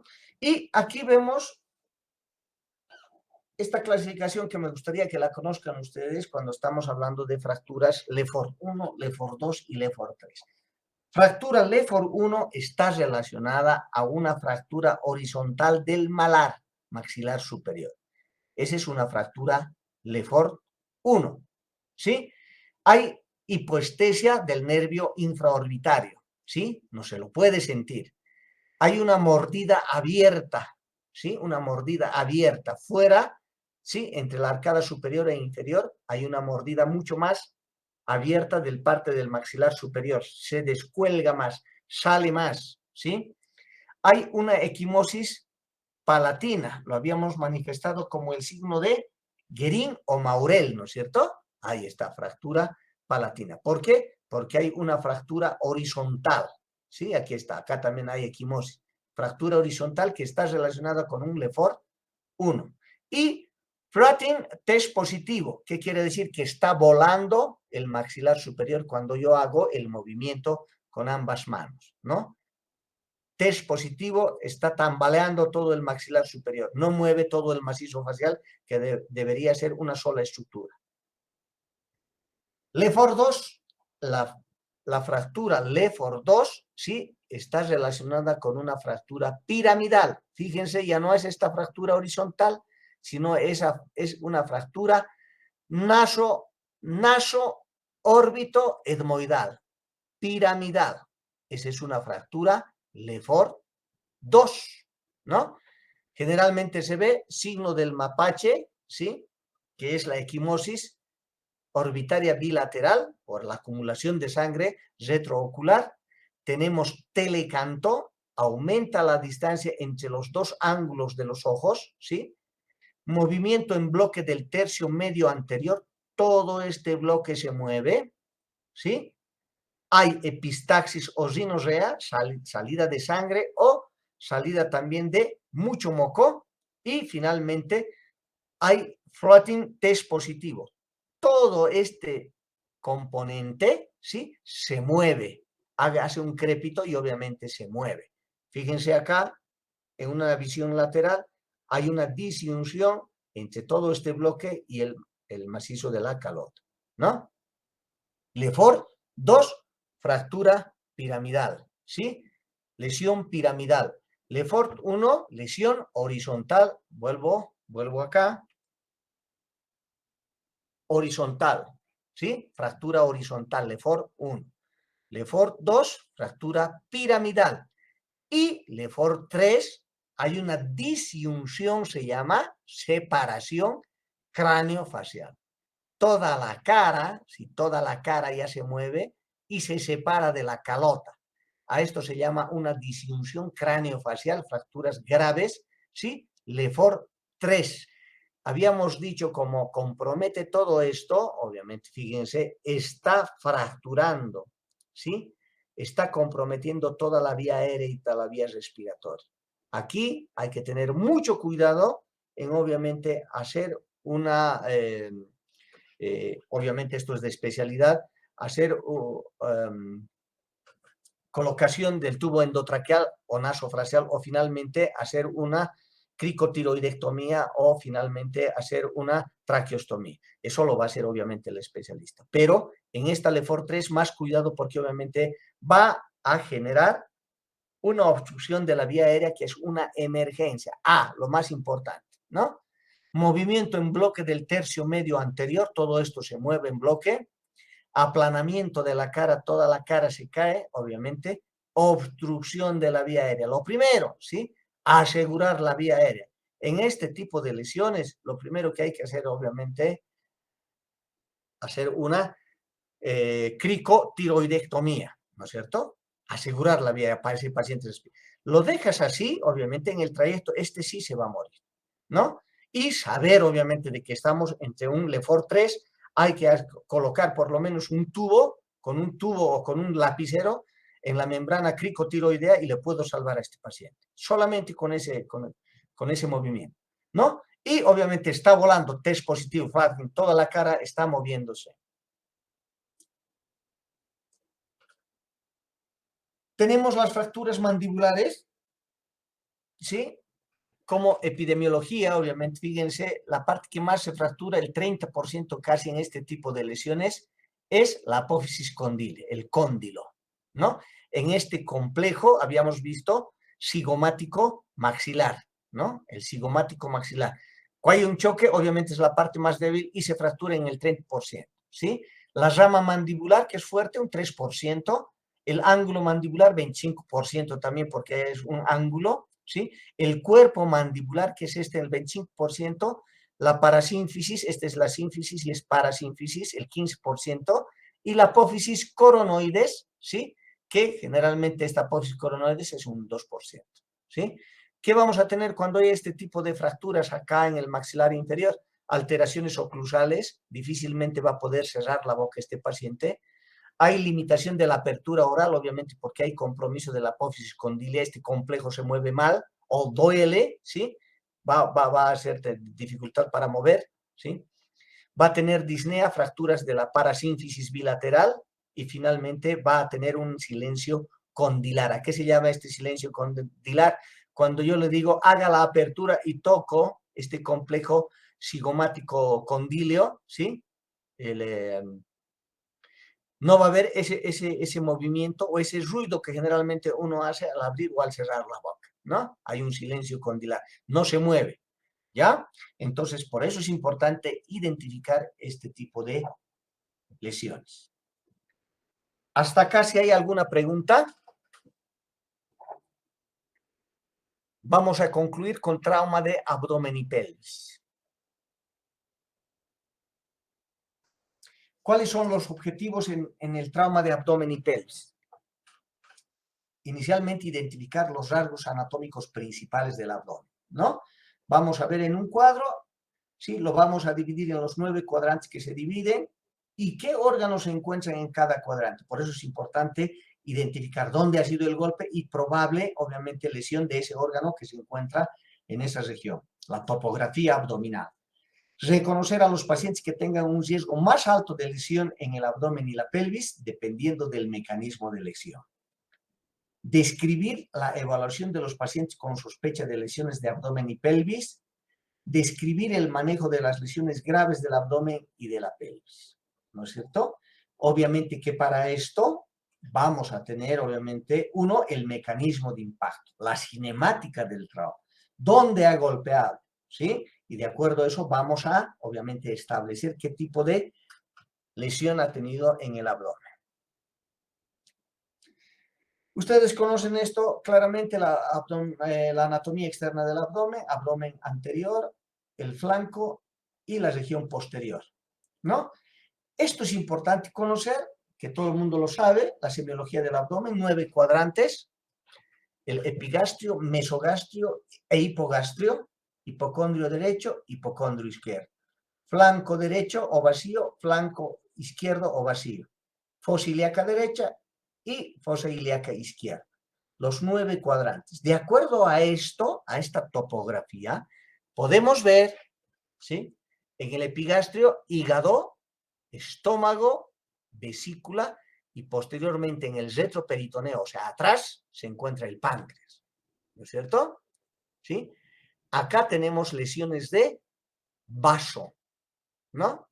En este sector, lesiones de vaso. En este sector, lesiones de hígado. Lesión lumbar generalmente, ¿sí? Lesión lumbar y, obviamente, el ascendente, el colon ascendente, ¿sí? Acá en el mesogastrio, ¿sí?, o región umbilical, tenemos colon transverso. Y la mayoría de los intestinos delgados, la mayoría casi, ¿no? ¿Por qué es importante esta región? Porque generalmente es donde acostumbran a colocar, digamos, las armas blancas. Una lesión en región umbilical, más o menos vamos a tener 3 o 4 lugares que van a afectar en el intestino delgado. De ahí la importancia que el médico con experiencia, al abrir el abdomen, la primera que encuentra sutura, lo cierra el abdomen y se va feliz. No, hay que hacer un devanamiento intestinal, o sea, sacar todo el intestino uno por uno y verificar, porque lo cierro y al día siguiente me aparecen 2 más o 3 más, etcétera, acá, y está saliendo, obviamente, ya está haciendo una peritonitis. De ahí la importancia. Verificar, ¿sí? Verificar cómo ha sido la entrada del arma blanca. A través de la herida que voy a ver, va a ser hacia arriba, hacia abajo, hacia la derecha, hacia la izquierda, y en ese orden tengo que buscar, obviamente, lesiones adyacentes al ingreso del arma blanca. ¿Ya? En la región lumbar izquierda, obviamente el riñón izquierdo en retroperitoneo también, ¿sí? Debo verificar si solamente, si era el cuchillo, debo ver el cuchillo, obviamente, si es pequeño, si es grande, ¿sí? Si me ha alcanzado más de 10, ha entrado más de 10 centímetros, obviamente, seguramente hay compromiso. Si el paciente es de constrictura delgada, si el paciente es de constrictura, obviamente, obesa, entonces muchas veces eso ayuda y es importante identificar, ¿sí? Fosa ilíaca derecha, ¿sí? ¿Qué órganos se encuentran? Obviamente aquí tenemos el ciego y el apéndice también, ¿sí? En este lado tenemos, obviamente, el sigmoides, ¿sí? Y acá, obviamente, en el hipogastrio tenemos, obviamente, en el caso de la mujer, el útero, en el caso del hombre también está la vejiga, ¿no? Entonces, es importante identificar estos 9 cuadrantes y de acuerdo al impacto, de acuerdo al trauma que haya tenido este paciente, más o menos, ver dónde o qué órganos pueden estar afectados. ¿Cuándo debe sospechar que existe una lesión abdominal? Obviamente, en 2 condiciones: cuando la lesión no es penetrante, solamente impacto, ¿sí? Va a haber de acuerdo a velocidad. ¿Estaba yendo a velocidad? Sí. ¿Estaba yendo en primera fila, en segunda fila, ha salido del vehículo? ¿Sí?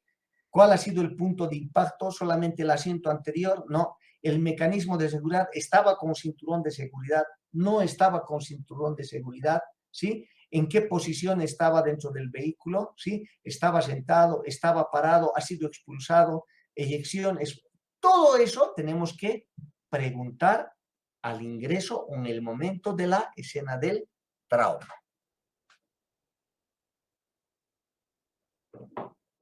Cuando tenemos una lesión penetrante, ¿qué tipo de arma ha sido? ¿Arma blanca? ¿Arma de fuego? No es la misma una 22 que una, obviamente, 7.56 o 7.55, ¿sí? Hay orificio de ingreso, hay de salida, ¿sí? Hay boquete a la salida. ¿Qué tipo de arma ha sido? La distancia ha sido a quemarropa, como generalmente se llama cuando los disparos han sido menos de 1 metro, ¿no? Ha sido a una distancia considerable, tal vez con pistola, más allá de 50 metros, donde obviamente el impacto va a ser menor, ¿sí? ¿Cuántos impactos tiene de bala? ¿Cuántas lesiones tiene de arma blanca? ¿Es una, es dos, es tres? ¿Sí? Ubicación de las lesiones, de acuerdo a eso vamos a identificar también la cantidad de órganos que han sido afectados durante este traumatismo. Importante. Un profesor decía, cuando la anamnesis está bien hecha, dice, el diagnóstico cae como el fruto maduro por su propio peso. Qué interesante, ¿no es cierto? Entonces, mientras yo más pregunté, mientras más indague al paciente o a los familiares o a los que traigan o al médico que me trajo, obviamente me dé más información, más condiciones de poder llegar a un buen diagnóstico. ¿Me entienden? Por eso, de ahí la importancia de hacer una buena anamnesis. Los mecanismos de las lesiones no penetrantes, sí, los órganos lesionados con mayor frecuencia son, obviamente, por el volumen, el hígado, el vaso y el intestino delgado. Son los que más se afectan en un trauma de lesiones no penetrantes, ¿no? Obviamente hay que tomar en consideración este aspecto. El mecanismo penetrante, todos los órganos están en riesgo cuando penetra, ¿sí? Hay que ver la entrada oblicua, es transversa, es perpendicular al plano que tiene el paciente, ¿sí? Para poder verificar dónde ha impactado, ¿sí? La puñalada tiene menos energía, obviamente, que el disparo, ¿sí? Y, obviamente, puede tener laceraciones, sin embargo, el disparo depende de la energía cinética que tenemos. Como habíamos manifestado, no es lo mismo tener un arma de 22 que tener un arma de 7.66 o 7.65, que obviamente hacen cavitaciones y hacen también, cuando llegan a hueso, hacen fragmentos óseos, ¿no? De ahí es la importancia. ¿Se quedó tal vez en la columna? No. ¿Hay entrada, hay salida? No. Eso es lo que debo averiguar y eso es lo que tengo que verificar durante la llegada de este paciente, durante la revisión. Obviamente el chequeo es físico importante y aquí sí se torna importante hacer la inspección, palpación, percusión y auscultación, ¿no? Eso sí lo sabemos, jamás debemos olvidarnos de hacer un examen, una auscultación, una percusión y una palpación, ¿sí? De acuerdo al órgano que estamos examinando, ¿sí? O al sistema que estamos viendo. Factores que afectan el chequeo físico, obviamente. Muchas veces uno está ante un paciente con bebidas alcohólicas, obviamente el paciente está descansando durante el accidente automovilístico, no ha sentido nada y lo llevas a ese paciente que está durmiendo, obviamente por el efecto de alcohol, y piensas que está ante una escala de coma de Glasgow de 8, de 7. Sin embargo, no, solamente estaba con efectos del alcohol. Por eso es importante, en el momento de hacer, si ese paciente está respirando, sentir el aliento, ¿no? Puede estar con drogas, ¿no? Hay que ver si la lesión es cerebral y no solamente es del alcohol. Hay que ver si la lesión es de la médula espinal, ¿sí? El tipo, cómo lo hemos encontrado al paciente en el momento o en el lugar del trauma, ¿no? En qué posición lo hemos encontrado, ¿sí? De dónde ha llegado, de dónde ha salido, etc. Todo eso es importante. hay que ver si la lesión de las costillas tiene en una o dos más segmentos de la columna, siendo un bolet costal, ¿sí? O un trauma abierto, ¿sí? Hay que ver si la columna vertebral obviamente está indemne o tiene problemas, obviamente, a nivel de la columna. No hace respuesta motora, ¿no? Y finalmente si hay una fractura de pelvis, una lesión de pelvis. Generalmente las lesiones de pelvis son de mayor impacto y tienen para tolerar bastante cantidad de líquido. Acumulan a veces hasta 2 litros de sangre y no se pueden reconocer fácilmente, ¿no? Fíjense que no reconocer una lesión abdominal puede terminar en una muerte evitable, ¿sí? Hemos visto exteriormente, no hemos pedido un estudio adecuado y ese paciente termina muriéndose en la noche. Obviamente uno se siente mal y no va a poder dormir durante una semana, pues seguramente o tal vez más si tiene conciencia. ¿Por qué? Porque no ha sabido hacer un examen adecuado. Cuando estamos hablando del tubo gástrico, obviamente aliviar la distensión abdominal, generalmente eso se hace a través de una sonda nasogástrica. Así también evitamos de que este paciente pueda hacer un vómito y pueda hacer un síndrome de Mendelssohn o puede ser una neumonitis química, ¿no es cierto? Vomitando y broncoaspirándose, ¿sí? Y descomprimir el estómago antes de realizar, en el caso de que fuera así, el lavado peritoneal diagnóstico. Ahora, quiero manifestarles que el lavado peritoneal diagnóstico ya no es de tanto uso. ¿Por qué? Porque tenemos otros métodos. Tenemos la ecografía, que es la más sensible para líquidos, ¿no? Tenemos la tomografía, ¿no?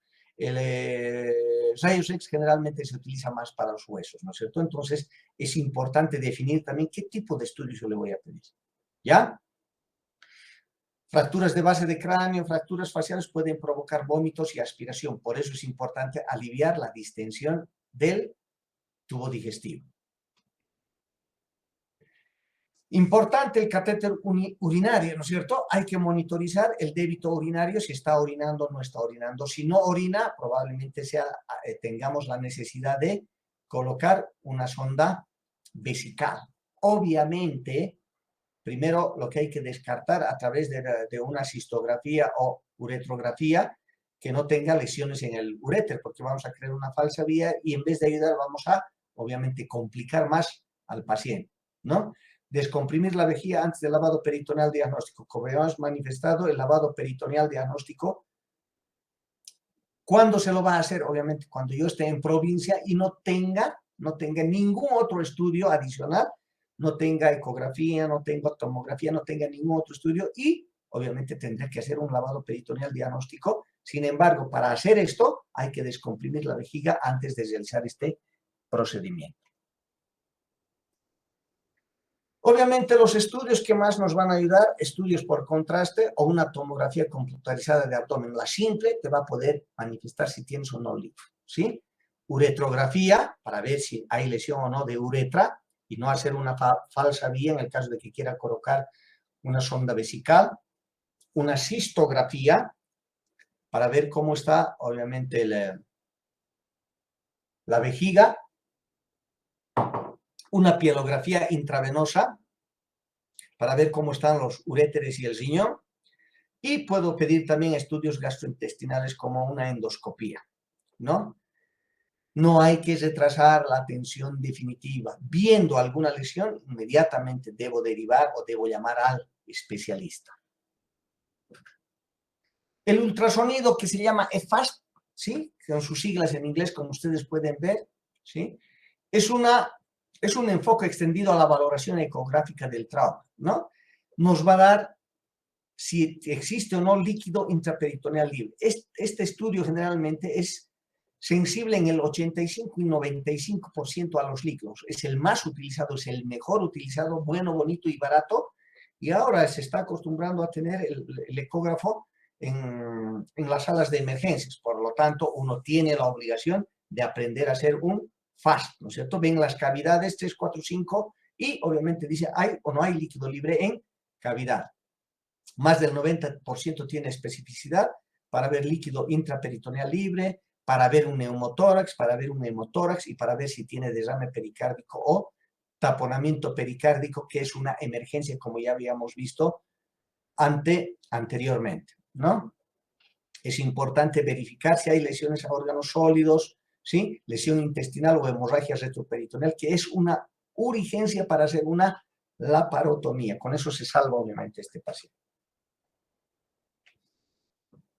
Y vemos las explosiones, ¿no es cierto? Cuando hay una explosión y hay un paciente de estas características, sí debo pensar que estas son entradas de esquirlas, ya sea compromiso de piedras, en el caso de que el explosivo haya sido lanzado al suelo, va a crear esquirlas, que son las piedras que existen alrededor, o en el caso de una granada, van a ser las esquirlas de la camisa que tenga la granada, ¿no? Esta tiene una combinación, obviamente, de mecanismos, solamente, ya sea por los fragmentos penetrantes, que son como esquirlas, como balas, ¿sí? O finalmente puede ser explosión de órganos internos por el impacto, ¿no?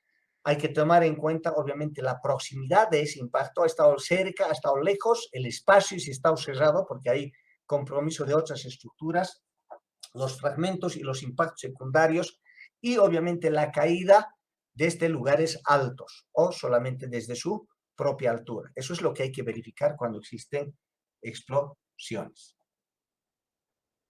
¿Cuáles son las indicaciones para una laparotomía en trauma no penetrante? Cuando no hay herida de ingreso y de salida, ¿sí? Este paciente hay que ver si no tiene aire libre en el abdomen, quiere decir que ha dañado algún órgano hueco, si tiene aire libre, ¿no? El signo de chilairitis se llama. Ruptura del diafragma. Ha habido ruptura del diafragma, obviamente también es un trauma no penetrante, pero que requiere cirugía. Una peritonitis. La peritonitis puede ser obviamente por estallido de órgano hueco o víscera hueca, o finalmente por hemorragia.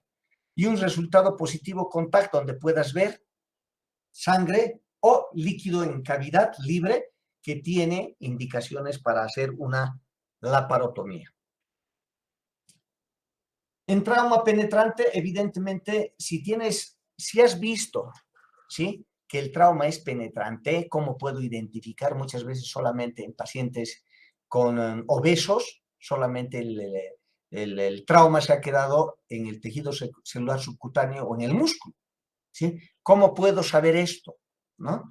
Generalmente lo que se hace es agarrar dos puntos tractores a nivel de la piel, ¿sí? Y con una sonda acanalada, a través del orificio, obviamente en la dirección que está, colocar en la sonda acanalada y ver si entra o no entra el abdomen. Si no entra el abdomen, no es un trauma penetrante. Pero si entra el abdomen, es un trauma penetrante que requiere, obviamente, laparotomía. Este paciente puede estar hemodinámicamente anormal, ya está bajando la presión, está con peritonitis, obviamente, o puede tener evisceración dependiendo del tamaño del trauma que tenga a nivel abdominal, de la pared abdominal, ¿no? La cirugía temprana sería mejor estrategia para un paciente con herida de arma de fuego. En el retraso de esto, obviamente, está mayor la probabilidad de que este paciente no salga, ¿no? Y finalmente vamos a hablar de las fracturas pélvicas, para lo cual se requiere una fuerza significativa del trauma, mayor aumento de la cinética del trauma y del desplazamiento del trauma, asociada con lesiones, obviamente, de otras estructuras que están a nivel pélvico, ¿sí?, del hueco pélvico, y obviamente se está hablando de un sangrado abundante, porque el hueco pélvico puede abarcar, ¿sí?, hasta 1,5 litros, hasta 2 litros de sangre. Y hay que ver, obviamente, si esa sangre se trata de sangre venosa o arterial. Cuando se trata de venoso, probablemente pueda el paciente aguantar mucho más el tiempo de evacuación. Cuando se trata de arterial, probablemente estemos ya frente a un shock hipovolémico que puede comprometer la vida de este paciente, ¿no? Hay que generalmente inspeccionar, hay que ver la longitud de la pierna en rotación exterior, o sea, está rotada la pierna por compromiso, o sea, de la pelvis, ¿sí?, de los músculos, puede ser abierta o cerrada.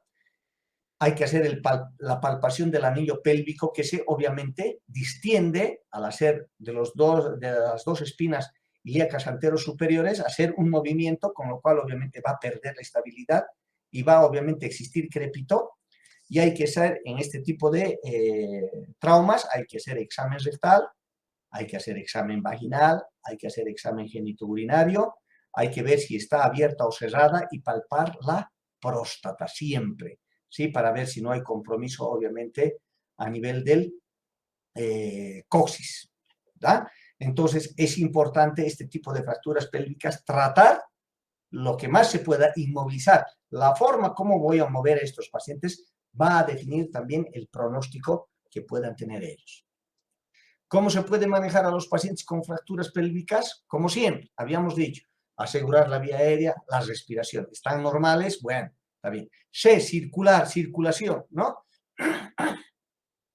Hay que controlar la hemorragia. Aplicación de presión, por ejemplo, envuelva con una banda, como vamos a ver en una figura posterior, una banda elástica. ¿Para qué? Para que no siga sangrando en el caso de que sea vasos grandes, ¿sí? O hacer esa compresión para que se quede ahí la misma compliance que tiene la vejiga va a poder parar en el caso de que yo esté apretando. Sí, descartar una hemorragia abdominal y obviamente cuando llegue a hacer una angiografía hay que hacer fijación y obviamente la cirugía abierta de la pelvis. Aquí vemos obviamente los cinturones que puedan tener esto para asegurar la pelvis y no tenga ese movimiento para seguir lesionando algunas otras estructuras del hueso pélvico, que esto es lo adecuado. Pero si no tengo esto, fíjense también con vendajes, ¿no es cierto? Y si no tengo cinta adhesiva, fíjense con pinzas acá está. O finalmente hacer este tipo de amarres para no tener el movimiento de la pelvis y dañar otras estructuras aledañas que puedan tener en el hueco pélvico.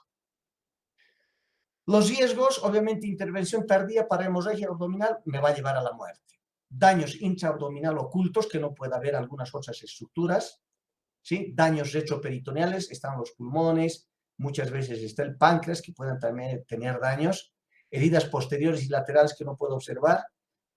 Puedo hacer una manipulación repetida de una pelvis fracturada y me va a causar fractura o lesión de otros órganos. De ahí la importancia de la inmovilización. Y puede también causar lesión de la médula espinal y alteraciones sensoriales, con lo cual puede obtener obviamente el óbito con este paciente.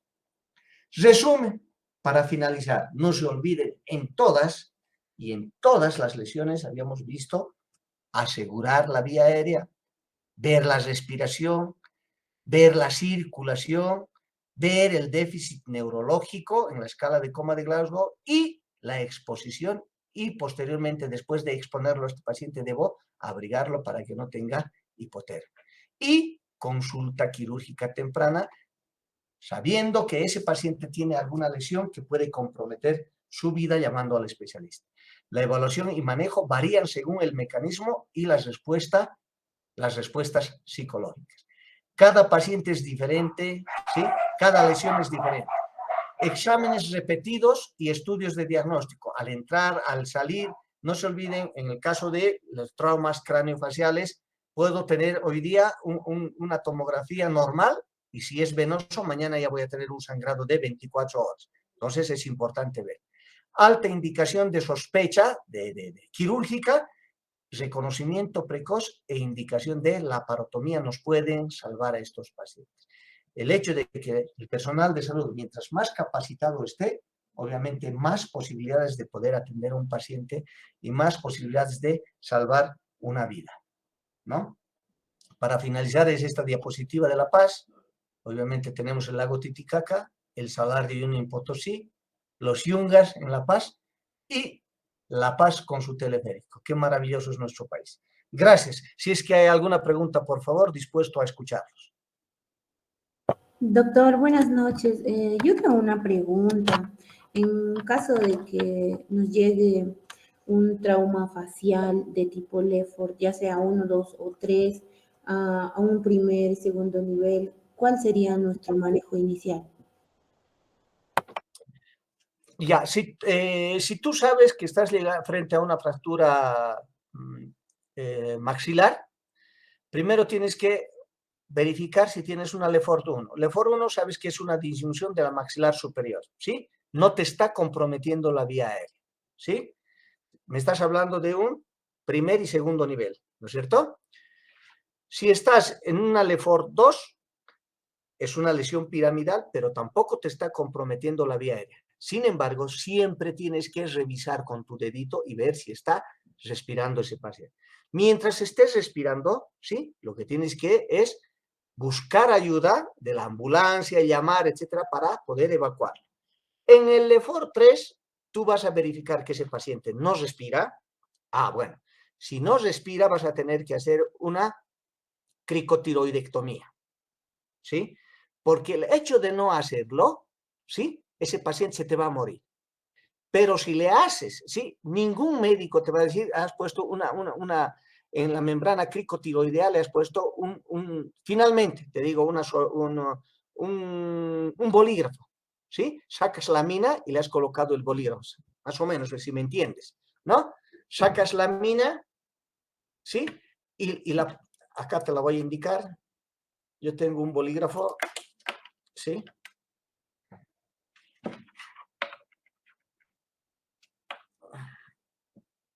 ¿Sí? Le he sacado la mina, hago un corte en la membrana cricotiroidea y le meto esto, ¿sí?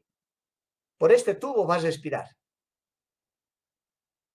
Y lo voy a mandar así. Si es un LEFOR 3, estoy en un lugar donde no hay absolutamente nada, eso me salva a ese paciente. En un LEFOR 3. En un LEFOR 1, LEFOR 2 no hay ningún problema, ¿sí? Le pones vía, lo estabilizas y lo mandas. Pero en un LEFOR 3, si no haces eso, lo vas a matar. Ahora, generalmente a nosotros, a los médicos, ustedes han escuchado desde el punto de vista legal, ¿sí? Nos dicen negligencia, ¿no? Y nos meten por tres cosas. Hay que saber cada una de ellas qué es. Negligencia es cuando te han llamado y no has ido. Estabas en el tercer piso, te han llamado y estabas durmiendo y no has bajado, ¿sí? Y hasta mientras que te han llamado, el paciente ha hecho un paro y se ha muerto. Eso es negligencia, negligente. Te han llamado y no has acudido con prontitud a lo que te llamaron. Negligencia. Impericia, ¿sí? Impericia. Vos sabés, ¿sí? A través de todos estos cursos que estás llevando médico, ¿sí? A través de todos estos cursos que estás llevando, a ver, hacer un RSP, resucitación cardiopulmonar. ¿Sí? Nasofaringia, orofaringia están tapadas. El paciente está ahogándose. No haberle colocado, digamos, una solución de continuidad ahí en la tráquea para que respire, eso es una impericia. Deberías saber hacer, pero no lo has hecho. Eso es impericia. Obviamente ahí vas a decir, bueno, no tenía nada, vas a llevar y no va a pasar nada. Pero es impericia eso. Imprudencia, ¿sí? ¿Cuándo es imprudencia? Cuando vos, digamos, como en muchos de los casos eres odontólogo y te has metido a hacer dermolipectomías y has matado. Ah, no tenías el cartón vos para hacer eso. Pero para las emergencias sí tenías, pero no lo has hecho.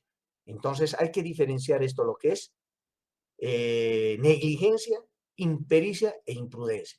Por lo cual es importante identificar a nadie, absolutamente, si tú le has colocado eso a la membrana cricotiroidea y lo has salvado a ese paciente, al contrario, te van a felicitar.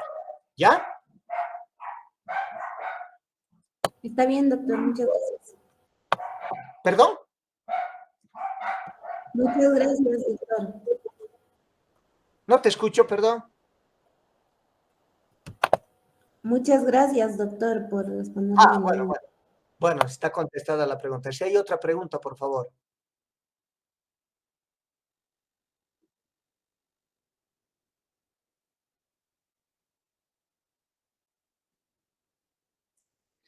Bueno, como les decía yo, si no hay más preguntas, tengo 2 minutos. Cuando uno va a capacitarse, sí, hay dos posibilidades. Unos van por el cartón y otros van por aprender, ¿no? A principio quiere currículum, porque te piden, ¿no es cierto? Para ir a trabajar te piden currículum de todo, pero resulta que tienes de todo y no sabes hacer nada. Entonces siempre vayan, yo les doy mi consejo, a aprender algo. Cada vez repetimos esto del ABCDE, ya lo han repetido, vamos a seguir repitiendo, pero vayan haciendo, ustedes vayan haciendo, cuando en el lugar de trabajo digan, Ha llegado un paciente, inmediatamente haga. Uno se pone en el lugar del paciente y el otro hace sí, ve. Si estoy colocando vía, ¿sí? Si estoy colocando la vía, ¿sí? Antes le pincho, inmediatamente saco sangre, ¿sí? Y en ese abocat ya le coloco la vía. Pero ya le saqué sangre y si soy bien capacitado, médico bien capacitado, le digo, yo ya pido hemograma potencialmente quirúrgico, coagulograma, urea y creatinina, glucemia, ¿no es cierto? Entonces ya le pido todo lo que yo necesito para potencialmente entrar a cirugía. Un paciente que se ha desangrado bastante, entonces le pido grupo y factor. Cuando ya va a llegar el especialista, ya va a tener todo para ingresar, ¿sí? El hecho de no... Ahora, tampoco estoy diciendo, ¿ustedes creen que yo necesitaría, por ejemplo, todo el hepatograma? No, no necesito el hepatograma. ¿Necesito función tiroidea? No, no necesito. Por eso, lo más importante, ahí está en discriminar, lo más importante que yo necesito pedir, y estoy obviamente ahorrando tiempos, que es preciso, ustedes han visto, la hora de oro es importantísimo para poder curar a un paciente, ¿no? Entonces va a depender de eso. Vean, cada vez capacítense más, les digo, el conocimiento no tiene límites, no quiere decir, esto tienen que saber ustedes, no, esto no, esto es de especialidad, no.